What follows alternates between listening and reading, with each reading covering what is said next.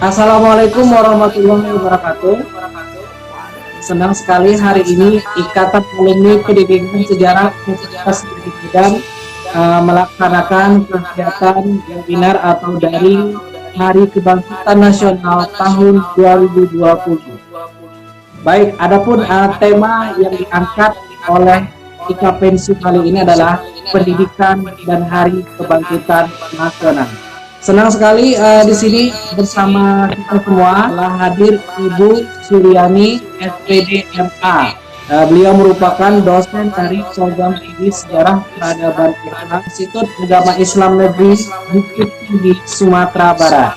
Beliau juga merupakan salah satu pengurus di EKPNSI, merupakan perwakilan regional Sumatera. Ya, baik, kita sapa dulu. Apa kabar Ibu Ani? Alhamdulillah sehat. Oke, ini sudah nggak terasa ya. Ya, sudah nggak terasa kita sudah di penghujung bulan Ramadan, dan hari ini dalam penanggalan Masehi dalam momen Hari Kebangkitan Nasional tahun 2020. Nah, kali ini Bu Ani kita persilakan untuk memberikan pengantarnya dalam momen Harkitnas tahun 2020 ini. Saya persilakan kepada Ibu Ani. Oke, terima kasih Pak Taufik. Assalamualaikum warahmatullahi wabarakatuh. Senang bergabung bersama penonton yang viral virtual maksudnya. Ya, Oke, virtual. baik. Saya kemarin cukup senang ketika dapat undangan dari Pak Taufik untuk menjadi narasumber momentum Harkitnas. Nah, di sini saya akan berbicara tentang, memang sekarang kan tanggal 20 Mei kan, 20 Mei itu adalah hari berdirinya Budi Utomo. Nah, hari berdirinya Budi Utomo inilah yang dijadikan sebagai momentum penetapan Hari Kebangkitan Nasional. Nah, kapan sebenarnya pertama kali ini dilakukan atau diperingati sebagai Hari Kebangkitan Nasional itu adalah pertama kali diperingati pada tahun 1948, di mana pada saat itu kita tahu kondisi Indonesia agak sedikit genting. Jadi Presiden Soekarno yang didukung oleh beberapa intelektual lainnya memilih harus memutuskan salah satu momen untuk membangkitkan rasa nasionalisme yang ada bagi rakyat Indonesia pada saat itu. Jadi momen kebangkitan nasional waktu itu diperingati untuk menggalang nasionalisme rakyat untuk yang pada saat itu tahun 48 kita tahu adalah peristiwa agresi kan itu. Nah, kembali ke tahun 1908 ya ketika itu. Nah, sebenarnya kebangkitan nasional ini tidak terlepas dari adanya pendidikan yang diperoleh oleh golongan rakyat Indonesia. Saya tidak mau sebut pribumi ya, golongan bumi putra. Jadi bagaimana pemerintah Belanda waktu itu melakukan politik etis yang karena ada tuntutan dari dunia kan waktu itu, setelah didahului oleh pengakuan berbagai tokoh, salah satunya kita tahu yang sangat menyulut itu adalah Max Havelaar. Dalam buku Max Havelaar itu dituntut bagaimana diperlihatkan bagaimana perlakuan pemerintah kolonial terhadap rakyat Indonesia. Kemudian jadi dunia mulai melihat dan melirik dan malah menuntut kepada pemerintah kolonial untuk melakukan politik balas budi. Nah, itulah yang disebut politik etis. Nah, program politik etis itu kan ada 3. Yang salah satu yang paling penting itu adalah edukasi atau pendidikan. Nah, ini yang kemudian menjadi latar belakang munculnya kebangkitan nasional. Karena pendidikan yang diberikan oleh pemerintah kolonial Belanda, walaupun masih terbatas kepada golongan menengah ke atas, priai seperti itu, tapi memang pada saat itu muncul golongan intelektual itu adalah memang dari kaum menengah ke atas, karena mereka yang mendapat pendidikan. Sehingga ketika mereka golongan yang menengah ke atas itu mendapatkan pendidikan, mereka memunculkan kesadaran kebangsaan. Kemudian ketika kesadaran kebangsaan muncul, muncullah berbagai organisasi-organisasi pergerakan. Kita tahu memang Budi Utomo walaupun memang Budi Utomo kan didirikan oleh Dr. Sutomo dan teman-temannya, yang berperan juga Dr. Wahidin Sudirohusodo. Nah, jadi tokoh-tokoh inilah yang kemudian berusaha membangun kesadaran nasionalisme dari rakyat. Jadi mereka melalui organisasi-organisasinya, selain Budi Utomo sebenarnya ada beberapa organisasi-organisasi pergerakan lain. Kita tahu ada Inisi Partits, kemudian ada Serikat Islam kan. Tapi kenapa sebenarnya Budi Utomo yang dipilih gitu kan, dijadikan sebagai ikon dari kebangkitan nasional? Itu karena memang dianggap sebagai yang paling demokrat, walaupun memang anggotanya memang dari kalangan ini sih gitu kan. Tapi ada salah satu yang dikatakan oleh Dr. Sutomo bahwa cita-cita dari Budi Utomo itulah Indonesia Mulia. Indonesia Mulia itulah yang sebenarnya mau dicapai oleh Budi Utomo. Nah, muncul kemudian bagaimana ada yang menuntut, kenapa sih harus Budi Utomo gitu dijadikan sebagai ikon dari kebangkitan nasional gitu kan. Nah, itu tadi saya baca beberapa buku dan artikel-artikel, memang sebagian kok bukan organisasi lain gitu.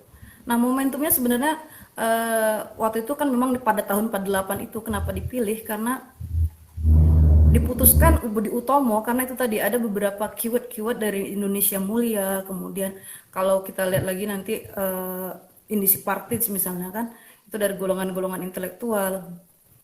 Tapi memang waktu itu para pendukung Soekarno yang tahun 48 itu lebih bersepakat untuk memilih Budi Utomo.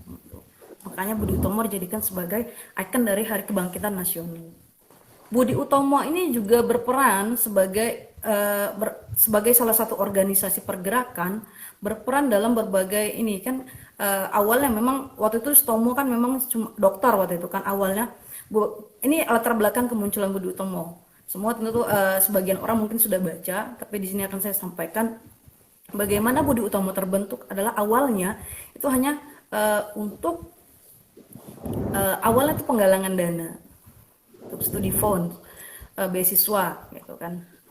Tapi karena mereka berkumpul hingga akhirnya mereka membentuk organisasi yang memberikan perhatian kepada bidang pendidikan. Awalnya mereka tidak masuk ke dalam dunia politik kan. Dan mereka, kita tahu bagaimana pergerakan nasional, beberapa organisasi-organisasi itu yang di awal abad 20 itu tidak melakukan pergerakan fisik. Jadi hanya melalui pemikiran-pemikiran.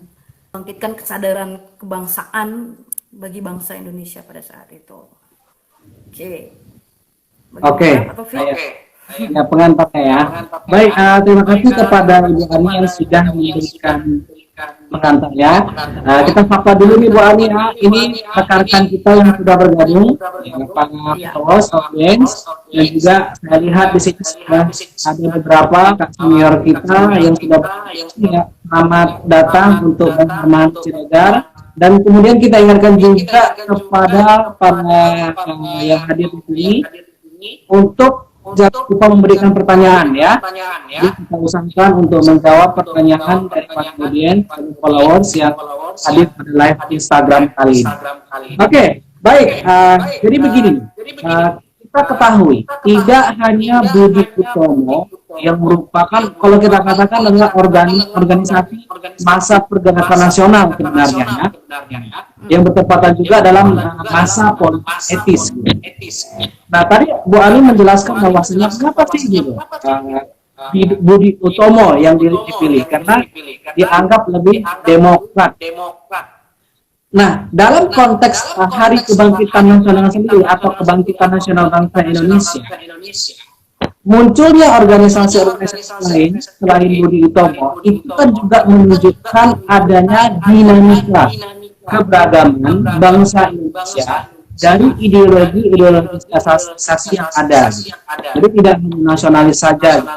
Mungkin yang bergerak di politik ada PNI, selanjutnya ada Muhammadiyah, ada Serikat Islam dan lain sebagainya.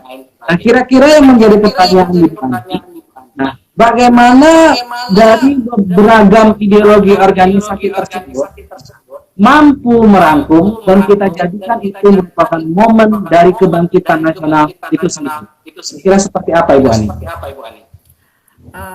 Oke, memang seperti disampaikan Pak Taufik tadi bahwa ada berbagai ideologi-ideologi yang muncul dari organisasi-organisasi pergerakan pada saat itu. Kita tahu bagaimana keberagamannya orang Indonesia kan, keberagamannya latar belakang pendidikannya. Seperti kalau misal waktu itu nasionalisme, kemudian ada Syarikat Islam yang lebih mengedepankan Islam.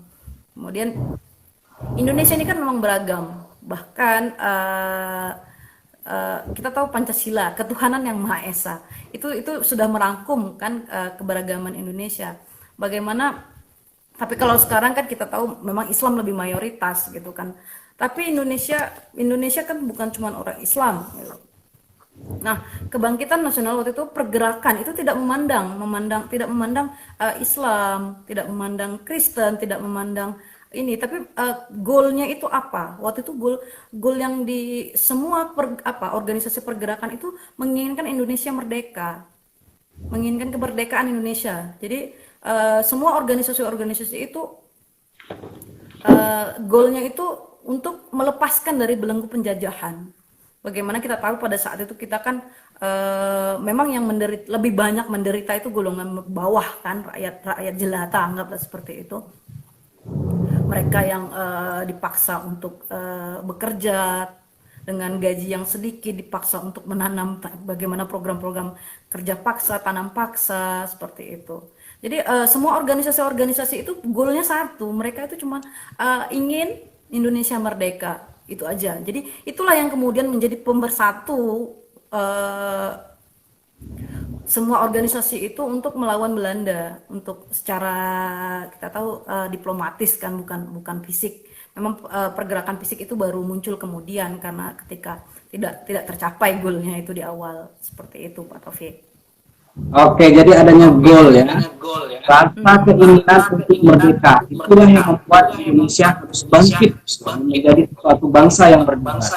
Baik, Ibu Ani, ini sudah ada pertanyaan ini ya, dari Instagram SMA Negeri 1 Beringin 339. Nah, di sini penanyanya adalah Pak Maulana Akram, merupakan guru sejarah dari SMA Negeri 1 Beringin. Dia menyatakan salah satu tujuan Budi Utomo adalah memajukan pengajaran atau pendidikan di Indonesia ya. Kira-kira dari cerminan kebangkitan Budi Utomo dalam memajukan pendidikan itu, apakah tujuan pendidikan kita sekarang itu sudah sejalan dengan tujuan awal dari Budi Utomo itu? Itu pertanyaan dari Pak Muhammad. Oke. Ya silakan. Cukup menarik nih pertanyaannya ketika dikaitkan dengan tujuan. Apakah tujuan pendidikan Indonesia yang sekarang sudah menginkludkan seperti tujuan yang Budi Utomo pada awalnya pada saat itu? Nah, kita tahu bagaimana kondisi pendidikan kita sekarang kan, banyak sekali kita lihat menteri Kemendikbud yang baru, Mas Nadiem Makarim, memberikan Merdeka Belajar dan segala sesuatunya itu kan tujuannya untuk sebuah inovasi dalam pengembangan pendidikan sebenarnya, itu kan. Kita lihat memang sedikit, bukan sedikit, jauh berbeda pada saat itu dengan yang sekarang. Jika pada saat itu memberikan pendidikan kepada rakyat kan, pada saat itu tuh karena pendidikan itu kan masih sangat terbatas, hanya golongan-golongan menengah gitu kan. Sekolah-sekolah itu baru muncul ramai untuk sekolah pribumi itu kan baru tahun 30-an dan seterusnya, tahun 40-an. Nah, pada saat itu memang pendidikan kan tujuannya memang waktu itu masih ini untuk memeratakan pendidikan, anggap seperti itu. Tapi kalau sekarang kan kita tahu memang mungkin ada di beberapa daerah yang tidak pendidikannya tidak merata. Tapi kalau yang sekarang kita lihat, pendidikan sudah cukup merata, di mana setiap sekolah SD terutama, karena memang program pemerintah itu waktu itu kan wajib belajar 9 tahun kan, jadi SD sudah tersebar di berbagai wilayah gitu kan. Jadi pemerataan pendidikan. Dan goal pendidikannya itu kan apa sih sebenarnya inti dari pendidikan itu? Pendidikan itu adalah memanusiakan manusia gitu kan.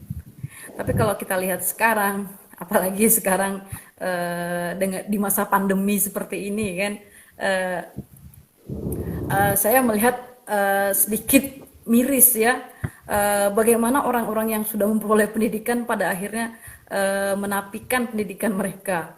Mereka membahayakan diri mereka dan orang lain. Kita lihat pemerintah melarang kegiatan mudik seperti itu kan, itu tujuannya untuk melindungi kan. Eh, Ketika orang yang punya pendidikan gitu kan, mereka akan berpikir gitu kan. Tapi yang kita lihat sekarang ya seperti itulah gitu. Jadi Oke, ya satu refleksi ya Bu Ani ya. Nah, ini pertanyaannya kritis dan jawaban dari narasumber pun juga kritis. Jadi cukup menarik. Saya katakan refleksi karena kita kan ya pertanyaannya mengkomparasi, memfleksi, dan bagaimana dengan situasi saat ini. Bu Ani juga melihat ke dalam kondisi saat ini yang sebenarnya seperti apa. Karena di sini kaitannya kata Pak Maulana, untuk pertanyaan berikutnya, apakah dengan peradaban kita saat ini, sekarang ini, itu bisa melunturkan nilai-nilai sejarah yang sudah diagungkan gitu. Jadi gimana nih Bu Ani untuk peradaban kita saat ini? Ini kira-kira nanti nilai kebangkitan nasional kita di masa lalu yang kita sudah perjuangkan bersama dari berbagai golongan secara multikultural, nah itu bisa dijaga atau malah terlupakan gitu. Apa kira-kira program kita untuk melawan lupa dari kebangkitan nasional ini? wah, menarik ya, melawan lupa kebangkitan nasional. Memang nilai yang harus kita ambil pada saat kita tahu bagaimana perjuangan para tokoh-tokoh pergerakan pada saat itu, golongan intelektual yang secara diplomasi berusaha menyadarkan nasionalisme bangsa pada saat itu sangat sulit. Tapi sekarang kita lihat, kita yang tinggal menjaga dan memelihara untuk menumbuhkan rasa itu, malah ada sebagian saja mungkin yang ini. Jadi bagaimana kita harus menjaga itu gitu kan. Jadi kita harus sadar juga lah, Indonesia merdeka yang kita rasakan sekarang ini kan kita rasakan itu karena ada perjuangan dari semua orang, tokoh-tokoh pergerakan yang secara diplomasi maupun secara fisik pada saat itu untuk memerdekakan Indonesia. Jadi kita ya sudah sangat wajar, sangat wajib untuk menjaga itu gitu kan. Ini dimulai dari guru-guru di sekolah itu punya tugas yang besar. Ketika guru-guru sudah mampu menjaga dan menumbuhkan nasionalisme, kesadaran kebangsaan yang sekarang, di masa sekarang bukan seperti masa yang sebelumnya ya, beda. Tapi tetap kita menjaga kesatuan NKRI. Jadi guru berperan besar dalam pertama menumbuhkan rasa nasionalisme, kemudian memprovokatori pada siswa-siswanya, karena mereka lah yang punya peran besar nanti untuk menjaga nasionalisme itu sendiri. Seperti itu. Saya pikir kuncinya itu adalah guru, karena guru yang menjadi penyampai kan, yang di sekolah terutama. Sekolah yang sekarang walaupun sekolahnya sudah pakai daring kan, tapi tetap kita harus ini banyak sekali. Selain itu kan kita bisa juga kegiatan-kegiatan yang membangun dan menjaga nasionalisme. Itu menurut saya seperti Oke, baik. Ya. Terima kasih sebelumnya kita ucapkan kepada Pak Maulana dari SDK 1 Beringin, Kabupaten Deli Serdang, Sumatera Utara.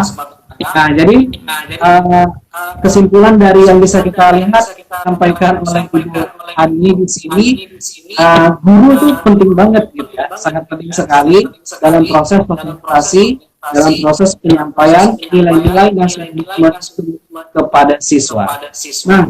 Nah, kita ingin lihat juga nih Bu Ani ya, tadi ada suatu momen lahirnya organisasi pergerakan nasional yang hampir bersamaan dengan politik etis yang dilakukan oleh pemerintahan kolonial Belanda.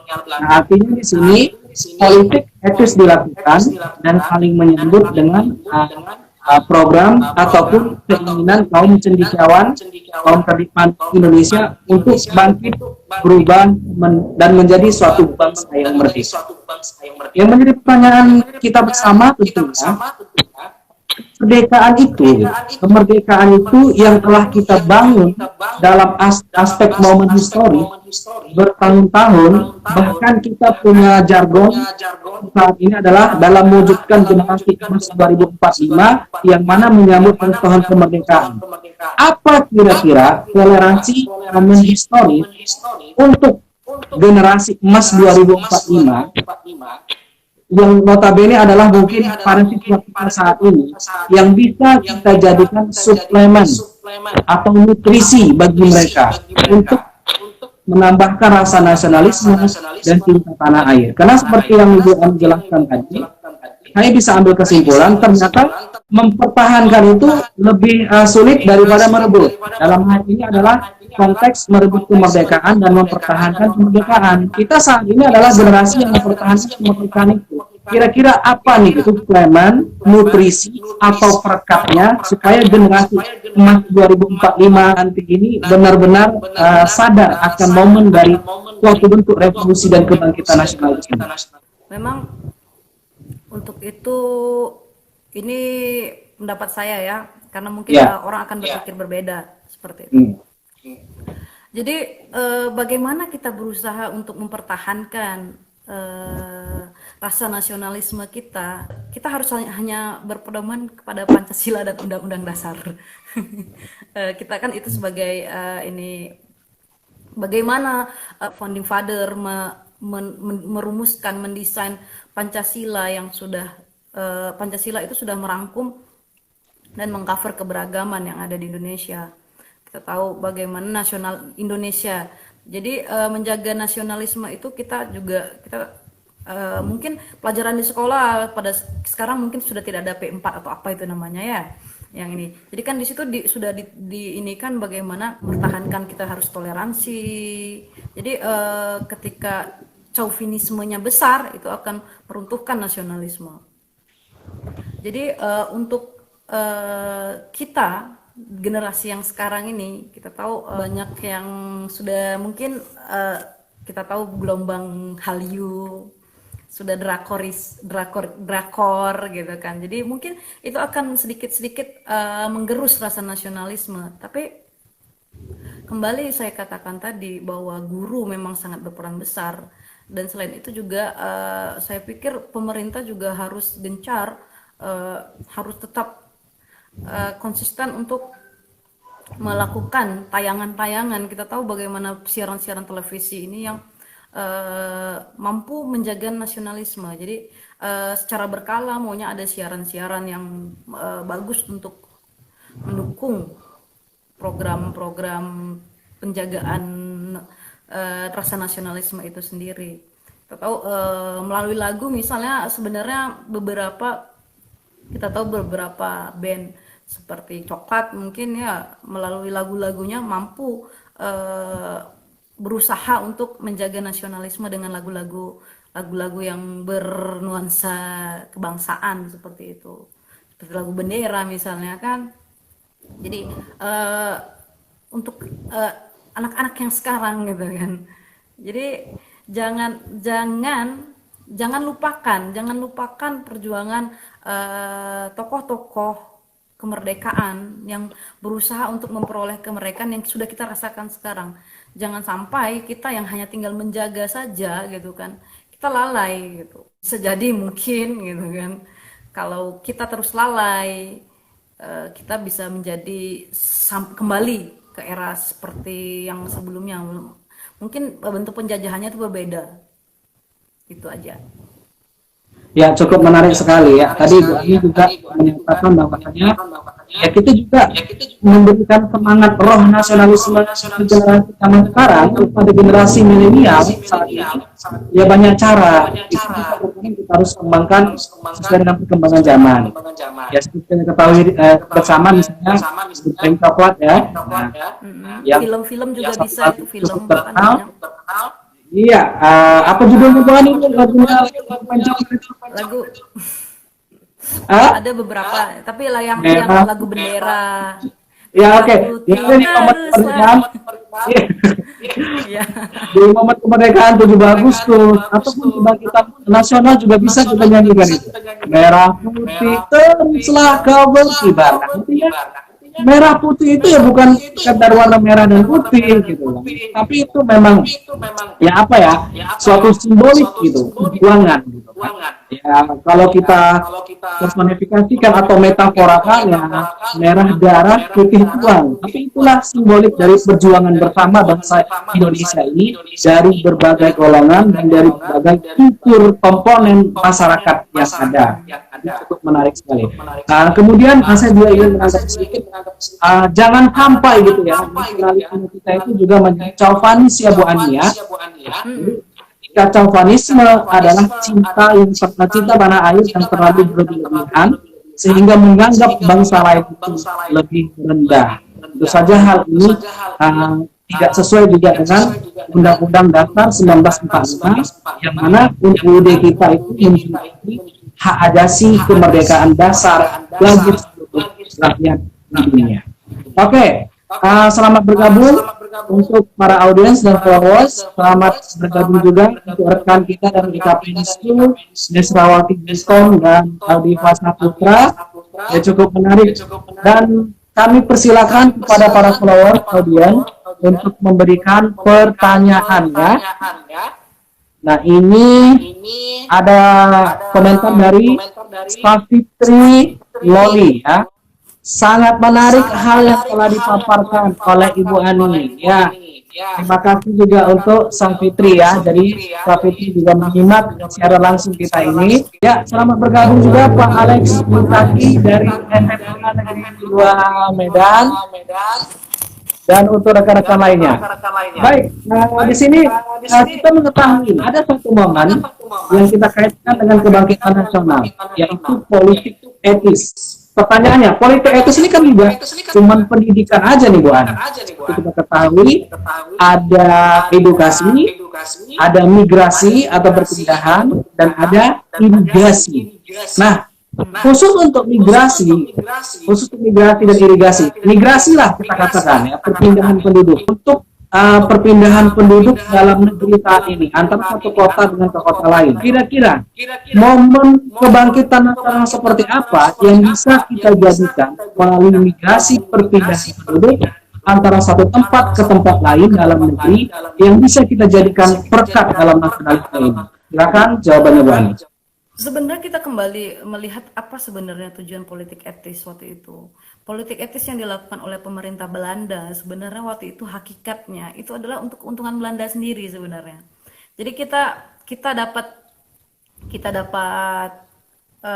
dampak positifnya pada saat itu. Jadi awalnya memang Belanda itu melakukan pendidikan terutama edukasi. Tadi yang ini kan ini sedikit dulu, nanti baru kita bahas lagi untuk yang ke program lainnya ya. Karena memang ini yang paling sangat berperan untuk proses kebangkitan nasional. Program pendidikannya yang dilakukan oleh pemerintah Hindia Belanda itu, kolonial itu menjadi bumerang. Karena waktu itu tujuan utama memberikan pendidikan kepada orang Indonesia itu adalah untuk kepentingan Belanda. Mereka yang di sekolah diberikan kesempatan untuk sekolah itu akan dipekerjakan menjadi di kantor-kantor pemerintahan Belanda pada saat itu. Nah, program yang lain misalnya irigasi yang dilakukan oleh pemerintah Belanda itu juga untuk keuntungan Belanda. Untuk keuntungan Belanda pada saat itu, bagaimana kita tahu penanaman perkebunan kalau yang kita tahu di Sumatera kan itu ada perkebunan tembakau. Tapi kalau di Jawa waktu itu kan banyak komoditas lainnya yang ditanam pada saat itu. Jadi program itu untuk tujuan kepentingan Belanda sendiri dan misal yang lainnya lagi, misal program ke migrasinya tadi. Nah, ini juga tujuan tujuan kepentingan Belanda juga nih pada saat itu. Kita tahu memang politik etis itu memang hakikatnya itu tidak ada menguntungkan Indonesia, tapi untuk Belanda sendiri gitu kan. Tapi setelah dilaksanakan memang kita dapat dampak positifnya pada saat itu. Bagaimana migrasi waktu itu pemerintah kolonial Belanda berusaha menyebarkan terutama orang Jawa yang diberikan arahan untuk menempati daerah-daerah yang masih eh, hutan, jadi mereka membuka untuk dijadikan lahan-lahan perkebunan seperti itu proses migrasi yang pada saat itu. Nah, jika berbicara tentang yang sekarang dengan program yang sekarang, bukan, kita kan sudah tidak ada migrasi-migrasi, tapi kita bagaimana pendidikan kita lihat. Saya misalnya saya tidak bermigrasi tapi saya merantau. Nah, merantau konsepnya orang Minang nih, merantau gitu kan. Jadi bagaimana proses merantau, kita pakai bahasa merantau ya. Dari saya sebenarnya orang Jawa yang lahir dan besar di Medan, kemudian saya sekolah melanjutkan studi waktu itu di Jawa gitu kan. Jadi persebaran orang suku-suku yang tidak hanya di daerah, mereka akan menjaga keberagaman. Jadi saya tinggal di Bukit Tinggi, di komunitas orang Minang, tapi saya orang Jawa gitu kan. Nah, keberagaman seperti ini yang berhubungan ini kita kaitkan dengan migrasi ya, bagaimana di setiap daerah itu sukunya sangat beragam. Di Medan kita tahu pada saat kalau masa awal abad 20 kita tahu bagaimana pemukiman-pemukiman yang ada di Medan pada saat itu kan cukup banyak, ada pemukiman orang India, pemukiman orang Cina, kemudian orang Eropa yang pada saat itu di daerah Polonia waktu itu gitu kan. Nah, tapi kalau yang sekarang kita lihat tidak ada pembatasan segregasi seperti itu di Indonesia yang sekarang gitu kan. Jadi ini adalah salah satu bentuk bagaimana keberagaman itu tetap terjaga sehingga kebangkitan rasa nasionalisme gitu, kita kan saling memiliki, kita punya satu pengikat kita adalah Indonesia, kita adalah orang Indonesia apapun suku kita gitu kan. Jadi dimanapun kita tempat tinggal kita, saya tinggal di lingkungan yang mayoritas Minang, tapi saya tidak terpengaruh untuk itu karena kita sama-sama orang Indonesia gitu loh. Itu dia. Jadi Indonesia itulah perekat kita, Bang. Jadi ya tetap ada juga ya hubungan migrasi itu. Tapi kalau zaman sekarang migrasi kita mungkin masih dilarang oleh pemerintah ya. Kena COVID. Jangan mudik. Nah, ini ada pertanyaan terkait COVID ini. Gitu ya. Dari Safitri Roli, mungkin kebangkitan nasional menjadi momentum langkah bersama mengakhiri wabah COVID-19. Silakan ditanggapi, Bu. Saya sedikit pesimis untuk itu, melihat keadaan yang sekarang. Memang kalau cerita tentang COVID mungkin belum kelihatan akhirnya kapan. Kita lah memulai dari diri kita sendiri. Bagaimana kita sadar untuk menjaga diri kita, menjaga orang-orang terdekat kita. Nah, itu kan kesadaran. Jadi kebangkitan sebenarnya. Jadi diawali dengan kesadaran diri sendiri kita. Jadi kita harus sadar bahwa apa yang kita lakukan untuk melindungi diri kita, keluarga kita, masyarakat di sekitar kita dan bangsa kita sendiri. Sehingga terutama yang sangat sangat perlu kita lindungi itu adalah tenaga medis. Mereka sudah lihat tagar-tagar yang sekarang sedang viral kan, Indonesia terserahlah, itu adalah bentuk protes. Jadi bentuk mereka sudah mulai menyerah. Jadi saya himbau melalui forum ini untuk kepada setiap orang yang menonton dan nanti disampaikan kepada orang-orang di sekitarnya, mari kita tingkatkan kesadaran diri kita untuk menjaga diri sendiri, orang-orang tercinta kita, keluarga kita, dan masyarakat bersama-sama dengan untuk saya tidak mudik loh gitu kan. Saya di sini di Bukit Tinggi, saya tidak mudik. Insya Allah saya menjaga diri saya dan orang-orang di keluarga, orang-orang tercinta di sekitar saya. Jadi saya ikut memang untuk menjaga itu. Semoga walaupun memang kelihatannya dengan keadaan yang sekarang mungkin COVID ini akan masih ada, tapi kita juga harus optimis untuk segera, semoga bisa segera berakhir. Saya pikir begitu, Bu. Safitri Loli. Oke, jadi Bu Ani sendiri pesimis nih ya dengan keadaan sekarang, tapi kita tetap harus Sedikit. optimis. Jadi kita bangkitkan optimis kita itu dari mulai menjaga lingkungan yang ada di sekitar kita. Jadi cukup menarik sekali. Silakan kepada para audiens yang masih mau memberikan pertanyaan, kita masih menunggu di sini karena di dalam momen kita yang luar biasa. Oke, ada balasan Ibu Ani dari Elsa Fitrowi. Terima kasih Bu Ani, Pak Taufik. Saya setuju dengan pandangan Bu Ani. Semoga Amin. wabah ini cepat. Ya, oke ya, cepat selesai kembali. Terima kasih, Miss Loli. Amin, amin ya. Ya, karena saya juga rindu Bu Ani suasana aktivitas yang begitu biasa, bisa bertemu di lingkungan pendidikan, bertemu dengan para siswa saya gitu ya, bertemu dengan rekan-rekan, dengan momen-momen kegiatan ilmiah lainnya. Tapi ya kita kehilangan momen itu. Kita harap ya tidak hanya Indonesia, tetapi dunia kembali pulih sedia kala dan kita bisa menjalin hubungan relasi yang lebih baik dengan siapapun juga. Oke, semoga ini menjadi satu pembelajaran bagi kita untuk masyarakat Indonesia dan masyarakat atau warga dunia khususnya. Oke, Bu Ani. Kita lihat, walaupun pada awalnya Belanda itu melaksanakan politik itu, politik etis ada tujuan keuntungan bagi mereka sendiri. Nah, namun kita harus ketahui juga, pasti ada dampak ataupun efek positif yang secara tidak langsung bagi bangsa Indonesia sendiri. Nah, kira-kira apa sebenarnya dampak positif yang bisa kita lihat atau bisa kita aplikasikan atau rasakan yang saat ini? Bisa diuraikan enggak? Oke, dari program edukasinya aja lah ya, kita ambil satu itu aja. Memang saya lebih fokus ke situ karena memang pendidikan ini adalah modal yang benar-benar sangat penting untuk memunculkan golongan-golongan intelektual yang mampu mereka dulu yang punya kesadaran kebangsaan gitu kan. Nah, kita lihat bagaimana program edukasi itu yang dilakukan oleh pemerintah kolonial Belanda, mendirikan sekolah-sekolah yang di seluruh wilayah Nusantara pada saat itu. Di berbagai wilayah kan muncul sekolah-sekolah sehingga golongan-golongan masyarakat menengah ke atas itu mendapatkan pendidikan. Namun setelah itu kemudian setelah ada mereka golongan menengah yang sudah mendapatkan pendidikan ini kemudian melanjutkan, mereka membuat sekolah-sekolah yang lain gitu kan, sehingga apa yang menjadi goal dari Budi Utomo seperti tadi bilang kan pendidikan, mereka lebih concernnya ke situ kan.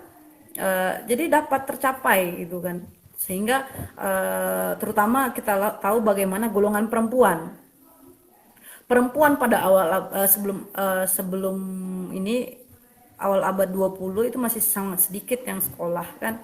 Itulah kenapa emansipasi wanita yang diusung oleh Kartini. Kemudian banyak golongan perempuan-perempuan lain, Dewi Sartika misalnya, itu apalagi organisasi-organisasi perempuan yang kemudian muncul, Kongres Perempuan tahun 28 yang menjadi ikon Hari Ibu. Nah itu juga kan karena ada pendidikan gitu kan. Jadi pendidikan kan terus berkembang gitu kan. Jadi kemudian munculnya sekolah-sekolah di berbagai daerah itu kemudian sampai ke semua lapisan gitu, sehingga di tahun, meskipun memang di awal-awal tahun 30-an 40-an memang bertahap gitu kan, tapi intinya dari kita lihat bagaimana kurikulum sekolah-sekolah yang dibentuk Belanda pada awalnya itu kan masih diadopsi, kemudian nanti disesuaikan dengan keadaan Indonesia yang sekarang gitu. Jadi itu yang bisa kita rasakan kalau yang program-program lainnya misalnya dari edukasi irigasi misalnya. Pada saat itu kan kita lihat bagaimana Belanda berusaha membangun infrastruktur bangunan-bangunan misalnya, meskipun memang kan tujuannya untuk kepentingan mereka gitu kan, tapi itu kita rasakan misalnya eh, transportasi, jalur transportasi, kita lihat bagaimana kereta api gitu kan, itu kan yang membangun Belanda gitu kan. Nah itu masih kita rasakan. Jadi meskipun dampak negatifnya ya kita tahu, tapi kita merasakan dampak positifnya seperti itu. Sekolah-sekolah, kurikulum-kurikulum, hukum juga misalnya, itu kan dari pemerintah Belanda seperti itu. Jadi dampak-dampaknya sebenarnya memang tidak hanya negatifnya. Jadi kita juga ada rasa terima kasih kepada Belanda untuk beberapa hal gitu. Oke, ya jadi memang efek positif ada. Satu hal yang bisa saya simpulkan dari jawaban Ibu Ani adalah regenerasi untuk memajukan pendidikan itu tetap harus dilaksanakan ya, program-program yang berkaitan akan kemajuan pendidikan itu tetap harus dilaksanakan. Guru sebagai garda terdepan itu sangat penting sekali. Tentu saja disesuaikan dengan perkembangan zaman. Pak Menteri kita, nah, dari kalangan generasi milenial ini juga sepertinya sudah mau berusaha membuat suatu program-program baru gitu, yang sinergi dengan perkembangan zaman dan generasi milenial kita saat ini. Oke, ini terakhir untuk Bu Ani, sebelum kita akhiri, kira-kira kesimpulan apa yang bisa kita sebagai suatu pesan ya untuk generasi milenial saat ini untuk tetap menjaga solidaritas kesatuan bangsa dalam momen Hari Kebangkitan Nasional ini dalam menuju generasi emas 2045. Sekaligus kesimpulan dari Bu Ani. Oke. Kembali sebenarnya kalau untuk itu dengan momen yang sekarang kebangkitan nasional, kita tahu bagaimana untuk generasi milenial yang sekarang hanya satu sebenarnya yang saya menghimbau kepada generasi milenial sekarang, tetap membaca. Kita tahu sekarang dengan kondisi yang sekarang gitu kan, membaca, rajin membaca dan mampu memfilter gitu kan. Semakin banyak membaca, kita semakin banyak yang diketahui dan semakin banyak pula yang tidak diketahuinya juga kan, jadi muncul ini lagi. Jadi untuk tetap mengedukasi diri sendiri, saya pikir itu aja. Oke, terima kasih Bu Ani. Dan singkat, padat kesimpulannya, membaca, selalu membaca, tidak hanya membaca buku-buku terkait, tetapi juga tetap harus mampu membaca situasi kondisi perkembangan zaman. Itu yang pasti. Berikut adalah mampu memfilterisasi. Karena harus globalisasi itu secara sosiologis ada dua itu warnanya. Yang pertama modernisasi, yang kedua adalah reformasi. Dari momen Harkitnas ini, justru yang harus kita bangkitkan, kita harus menjadi bangsa kita sendiri, yaitu bangsa Indonesia. Dan yang terakhir adalah edukasi tadi ya, pendidikan. Walaupun di masa lalu aspek historis, politik, etis membagi tiga tujuan, edukasi, dan irigasi. Ya sebenarnya ketiga hal itu sangat relevan untuk tetap kita kembangkan, tetapi edukasi itu tidak terbatas dan masuk ke dalam semua bidang. Maka juga tidak salah Bu Ani jika ada ucapan education is the pillar of nation building. Artinya pendidikan adalah pilar suatu bangsa. Jadi kalau pilar bangsa kita, nasionalisme kita ini tetap terjaga dengan karakteristik keindonesiaannya, maka salah satu caranya adalah dalam pesan Bu Ani tadi adalah tetap menjaga jati diri keindonesiaan kita. Karena kita adalah Indonesia. Indonesia itulah perekat kita menjadi suatu bangsa Indonesia di tengah perbedaan yang ada. Terima kasih kepada Ibu Ani. Terima kasih kepada audiens yang sudah bergabung dalam live Instagram. Ya, kegiatan ini diselenggarakan oleh Ikatan Alumni Universitas Negeri Medan atau Kappensu. Luar biasa, kemudian kegiatan hari ini. Kita akan ketemu lagi di momen-momen ya pada semua pihak. Semoga menjadi hasanah bagi kita semua untuk Billahi taufik wal hidayah. Warahmatullahi wabarakatuh.